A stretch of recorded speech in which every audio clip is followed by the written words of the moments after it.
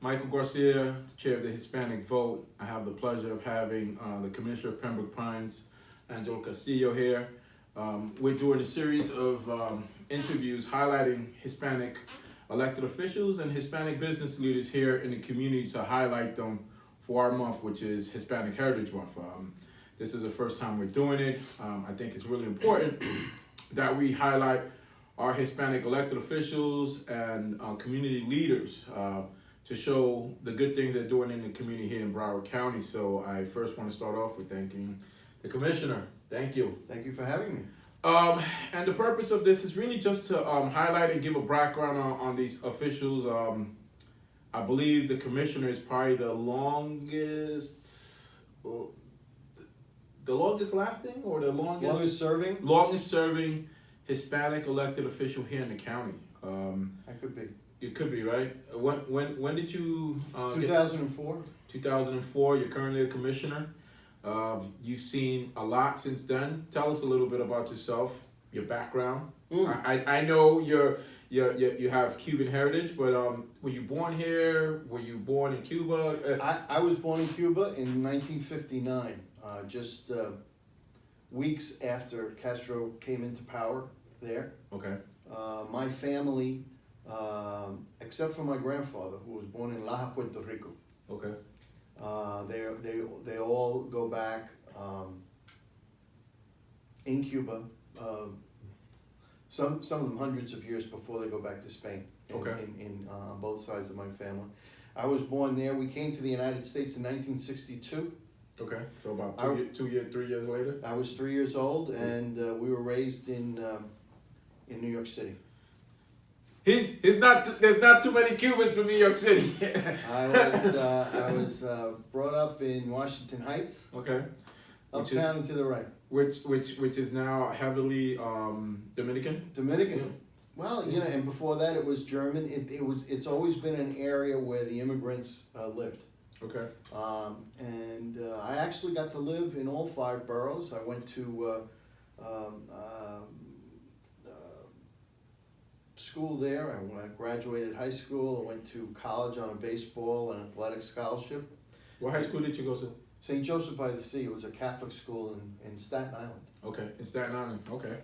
And from there, I went to Wagner College. They offered me a scholarship to play ball there, and I did an MBA at Wagner College as well. And then I went to New York Law School.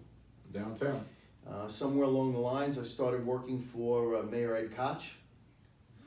And I also worked for the Dinkins administration, which followed, and also the Giuliani administration. And was at the New York City School Construction Authority when Governor Cuomo, the father, was governor, and then Governor Pataki. At some point, in 1996, I was recruited to run the HUD office in Miami of community development. Okay. Community planning and development, and I moved with my young family to this area, and I absolutely love it. Were your daughters born in New York? Or? One was, the other one wasn't. One was born in New York City, and the other one was born in Palmetto General in Hialeah.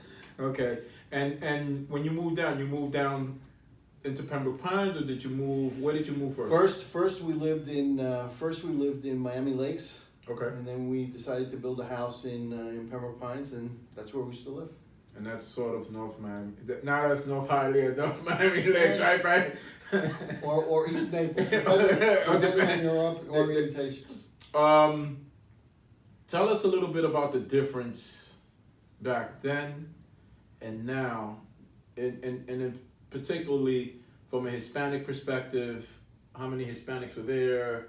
Because obviously now you go to West Pembroke Pines and it's, Hispanics everywhere. You hear the Spanish, you see the things. It's a mixture, but I'm not expecting that was always the case back then. Well, I mean, when I grew up, it was not that way. When I grew up in New York, the rule that my family had was that Spanish was from the door inside to the house, and English was from the door outside. Okay. My family felt very strongly about that because they wanted us to learn Spanish, and thanks to that, I did learn Spanish.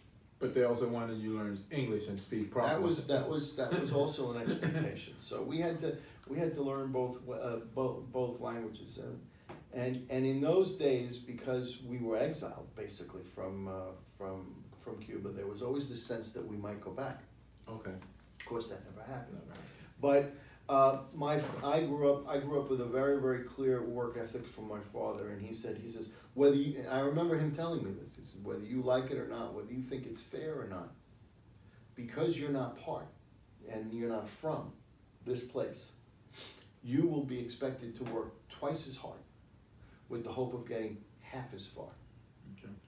Okay. And as it turned out, I did work twice as hard, and I got twice as far. And that is a testament to the greatness of this country. Yes, it is. Your parents, what were they? Because I'm Puerto Rican, but I hear a lot of, down here, I know a lot more Cubans than in New York, but you hear the stories. My parents was a lawyer or this or that, and then when we came here, my mother that was a professional, now how to clean houses, and so. My father, with his brothers, owned and operated an insurance business. My grandfather was he was era tabaquero. He made cigars. Okay. That's what he did in his town. And my father was one of 7. My mother was one of 5. And when they got married, he and his brothers opened up a life insurance business, and they sold policies door to door, sometimes for a nickel or a dime, and a month. And the business was built, and at the point that the Castro regime had come in, they had already bought a large area of land that they were going to develop into housing. And of course, the government took all of the land, and so they went from one day doing very, very well to the next day not doing well at all. Not doing well. Here in America, my father got involved in the restaurant and catering business, and he retired as a catering manager. But he worked in major hotels, and he did everything from washing dishes to bartending to being a banquet manager, and that's the work that he was able to find here. My mother always stayed home.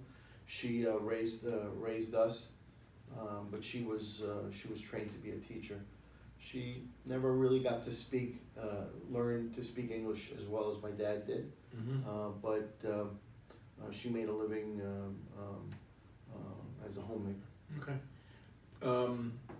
Tell us the difference in Pines when you moved to now, with diversity and just, Well, Pembroke Pines is an explosion of diversity now, but it was much less so in 1996 when I moved in.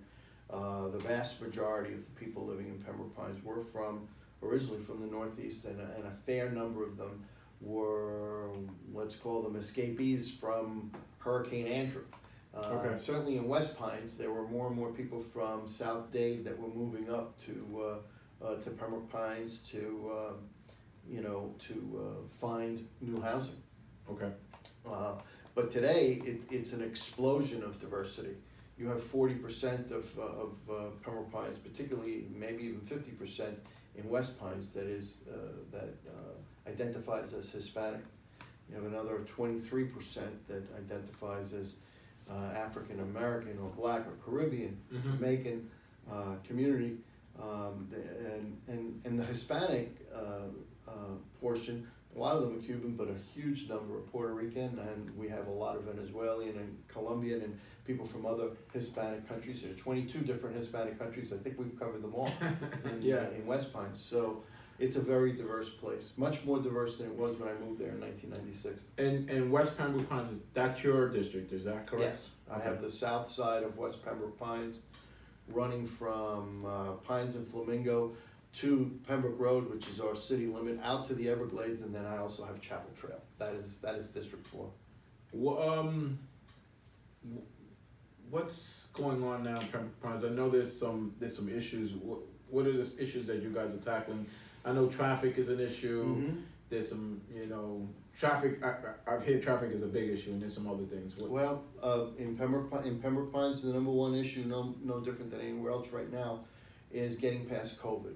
Okay. It has had a huge, not only human impact on the city, but also had a huge economic impact on the city. So we're trying to get past this difficult time as best we can, and then go back to the work list that we had from before the pandemic, which involved traffic and growth management, issues involving community safety, issues involving managing what is now becoming a built-out city, which is a much bigger, different task than managing a city that was growing up until now. So Pembroke Pines is now a mature city facing new urban challenges, and it requires a different sort of approach than building a city that is just forever growing ever westward. And it's a very, very different set of challenges. But I think we're coming along. So I'm glad we've talked about this. Now I really want to talk a little bit more personal stuff. Tell me your favorite Cuban dish. If I have to pick a Cuban dish, it would be, I still think of my mother's carne con papa. Okay. I'm a meat and potatoes guy. I've always been that way. But she made great Cuban dishes. But I like Puerto Rican food as well. Okay. It's very similar, but So it just has a slightly different taste, which I enjoy tremendously. I love Mexican food. I love Italian food. Yeah. I like to eat. You like that? I like to eat. So I'm not particularly picky on cuisine, but if I had to pick one thing that I would eat, that would be it. That would be it. Angelo, I've known you for some time, but do you have brothers and sisters? I have one sister. I have an older sister. Okay. Is she still with us? She's still with us, and she's a teacher. She's retired not just from New York City schools, but also from here, in Florida. Also, she's down here as well. She lives in Florida. Okay. Tell us a little bit about growing up in a Cuban household in New York. Well, because it's a little bit different than a Cuban household in South Florida, because right, you have South Florida, you have all the Cubans, so there's that joy. But in New York, you're not a big Cuban population. There's Hispanics, but back then there were not as many Hispanics as there are now. There weren't as many Hispanics, particularly in the area where my father found work, which was Staten Island. It was a very Italian, Irish sort of a place. There was a smattering of Jewish people as well. It wasn't as diverse as Washington Heights was when I was younger. But I had Hispanic friends. I had Puerto Rican friends. More of those than any other ethnicity there, much more so than Cubans. There weren't a lot of Cubans. There were not a lot of Cubans, But if you cross the bridge into New Jersey, Patterson. whole different story. And once you got to Union City and Bergen Line Avenue and Weehawken and Elizabeth and places in North Jersey, you found more and more. And that's where we would have to go to shop to find the things that my mother would want to cook and that kind of thing, because at least in the early years that wasn't available in the stores that we shopped in. Yeah, because I think Celia Cruz, that's where she lived in that north Englewood up there. That she so yeah, it was heavily Cuban. Not as much now, because I think a lot more have migrated down. Moved here. Have moved down to moved here, but there are a lot of folks from the Northeast, Cubans who live here now, who were from Union City and places like that along North Jersey, where a lot of Cubans lived. And you have my grandmother lived in Weehawken, and we used to go there all the time. You have the Senator Menendez. Menendez, yeah. Yeah, he's Cuban. He is. He's Cuban American. So growing up in a household, salsa, Spanish TV, all the time. All the time. You know how to dance salsa? I'm gonna tell you, I'm not the greatest dancer, but I can dance. You can get by. We had it on. We had the Spanish TV station on all the time in the house, because it was my mother's favorite, and my father would watch it. But I still remember watching the '69 Mets with my dad. Mm-hmm. On Channel 9 in New York. Channel 9. I remember the Yankees were on Channel 11. 11. That was the best. I mean, those were the days before cable. So I mean, you only had the channels. But in New York, we had two 4, 5, 7, 9, 11, and 13. 13 That's was, it was and 13 was educational the TV. educational TV channel. You know, when I was growing up, I was a big Yankees fan, right? And it was always Channel 11, Yankees, Yankees, Yankees, Yankees, Yankees. And then I remember one time I stumbled, I'm going through the TV, and they look like the Yankees, but I'm like, that's not the Yankees. I'm like, who are these guys? Those are the Mets. I'm like, who are these guys? These guys are phonies because, you know, back then in the late 70s, early 80s, the Yankees were winning a lot. So we were always, and then one day I jammed, I'm like, who are these guys? They got the pinstripes, but they're slightly covered. And I'm The like, team from Queens, and the team from Queens had an awful lot of Hispanic followers as well. Yeah, no, that's the most interesting thing, that growing up in New York, you had a lot of Hispanics that followed the Mets. The Yankees didn't have a lot of Hispanic players back then. Well, the Yankees were mostly Manhattan and the Bronx. So if Yeah. you were Manhattan and the Bronx, you grabbed. But Uh-huh. if you were from the outer boroughs, Queens. interestingly, there's no such thing as an inner borough. But if you were from the outer boroughs, you were generally a Met fan, and because that was the herencia, the handing down of the tradition from the Dodgers, who were in Brooklyn. Yeah, So- you had the Brooklyn Dodgers, but I wasn't around when they were. No, me neither. You know, but growing up, my uncles, Reggie Jackson, Reggie, Ron Guidry, all those guys were, I remember that year when Reggie hit the 3 home runs in the World Series. I think it was 77. That was. Yeah. I was just getting out of high school. That's the straw that stirred The straw that stirs the drink. Yes. Yes. That was Reggie. Yes. So, what are your thoughts on Hispanics here in the county? The growth. Where do you see us going? How do you see us contributing? Obviously, because everybody that I talk to that's not from South Florida, oh Miami, right?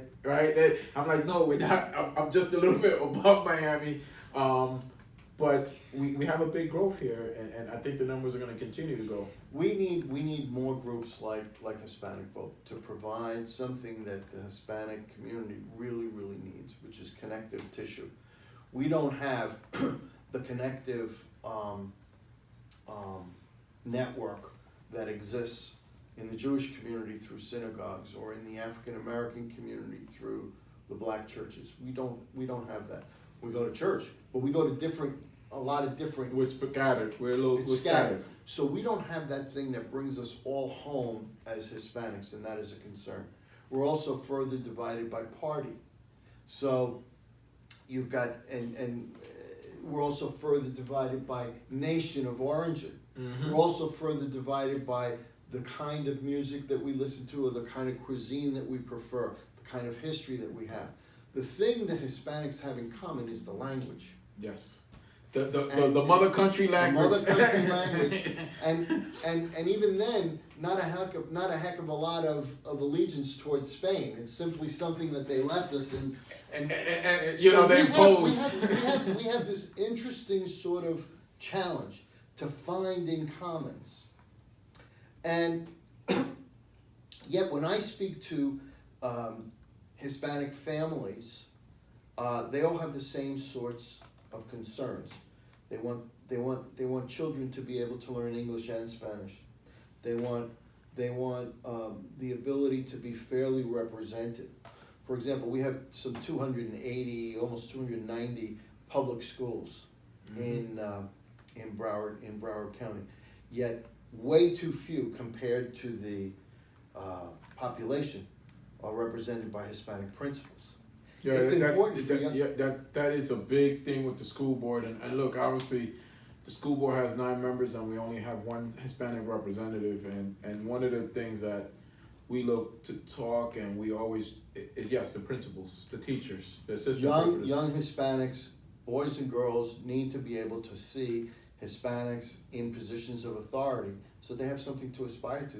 That they can feel that they too can reach greater heights. healthcare is a major concern among all Hispanic families, and how we can find a way to get fair access to healthcare that's also affordable. Housing, and the ability to access affordable, decent housing for people. Immigration issues are something that we gravitate to because they're part of our history.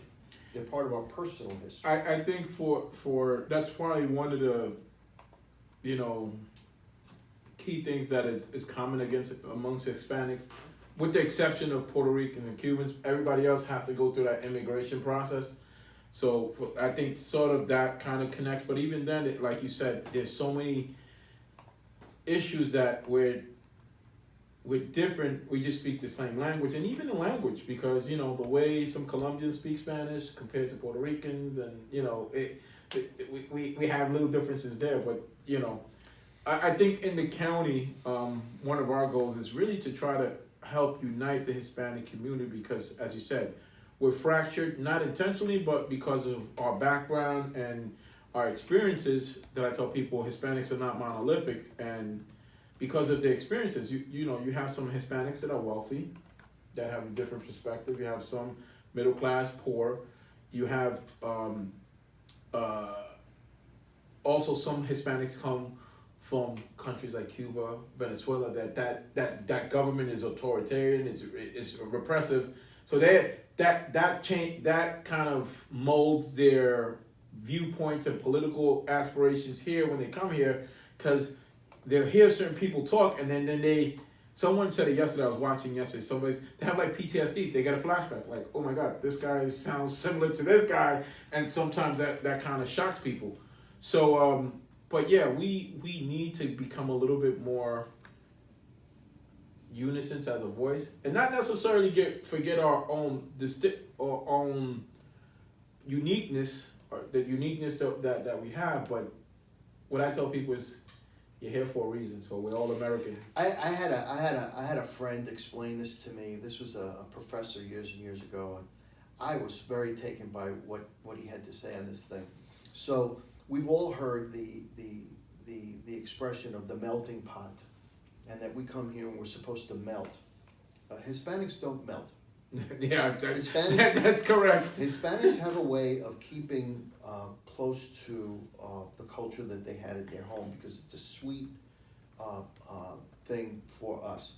And so I don't think the image should be of a melting pot, but rather as a stew.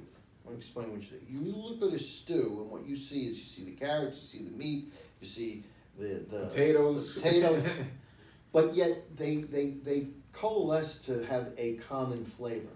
Okay, that's, I think, what we could do, is that image, not so much of melting together and losing our individuality, which among Hispanics that's just not going to happen, but rather keeping that individuality, but having another dimension of existence that has in common. We need to build that more effectively, and that has been the challenge for the Hispanic community growing in Broward for a long time. I think in the fullness of time we will get there, but we're not quite there yet. In contrast, Miami-Dade County does have that. Their sheer numbers have almost forced that to happen. So here's my theory on that. I think in Broward, since we all have, there's not one particular group in Broward that dominates. So you got, whatever the percentage are, 10%, 20, it's fairly across the board. So when you don't have that, then we have what we have in Broward. I think in Dade, you have the Cuban Americans that were there first, and they kind of lead the way, and then everybody follows. Where you go to Texas, you have the Mexican Americans, right? The Chicanos, they take lead, and then everybody else. So the problem here in the county is that we have we don't have no one taking the lead, and everybody's kind of off in their own corner saying, oh, I'm better than he is because he's Cuban, and I'm better than him because he's poor. And I think the biggest problem for us Hispanics, that we are so proud of our culture, which is fine, but it's to a detriment sometimes because then we look down at other Hispanics and say, oh, I'm not gonna associate with them, or I'm not gonna give them a helping hand because they're not part of my group, and that's a problem. You know, I've never personally experienced that. Maybe it's because I come from New York, where so many of the people that I knew who were Hispanic weren't from Cuba. And so I had to get to know, and maybe it's because in my own family, you know, we're not all from Cuba. My grandfather used to be very clear in telling us that, you know, that he was born in Puerto Rico and that he was proud of it. So, you know, for me and indeed my closest friend in life is Puerto Rican.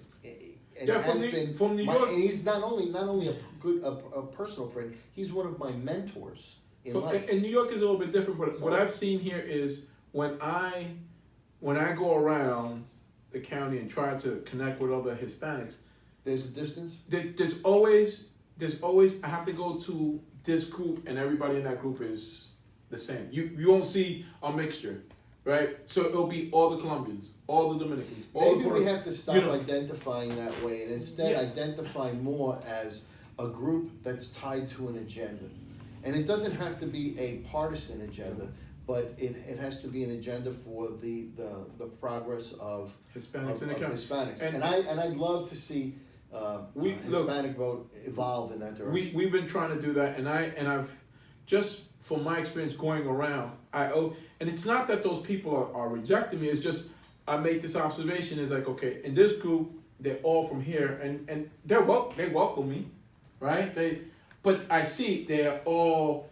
So then I see, okay, That's not a good thing. All Venezuelans, or Colombians, or Puerto Ricans, or Cubans. I think less of it is with the ones that have been here for a while. It's more the ones that are more newer. We really need to break that down. So they feel, and look, and I get it. They feel comfortable because they're new, but I think that has to be broken down because I think that hurts us more than anything. And it's good to have pride in your country, your roots, but it can't be to our detriment, and we need to be a little. Well, I think it was Dr. King that said, you know, we came here on different ships, but we're in the same boat now. Yeah. And I think that is a very, very important observation, that our differences don't define us. It's the things that we have in common and the challenges that we face that need to unite us. And look, for Hispanic Heritage Month, I think that is important because our goal is to highlight all the Hispanics in the community that are doing good things for their particular ethnicity, but the Hispanics as a whole, because at the end of the day, when they hear Castillo, Garcia, Rodriguez, you know, we're all Hispanics. So, Yes, we are. you know, so And I want to thank you for your leadership and everything that you do and your group does in the community. Hispanic Vote is a vitally important organization in Broward County. It's one of the few that we have that truly celebrates everything that has to do with being a Hispanic, and they put elected officials to the task of making sure that this community is respected and well represented. And I want to thank you for that leadership. thank you, sir. I want to thank you for taking the time on a Sunday to come out and talk It's my to us, pleasure. give us a little bit of your background. We want to thank the commissioner and thank you, sir.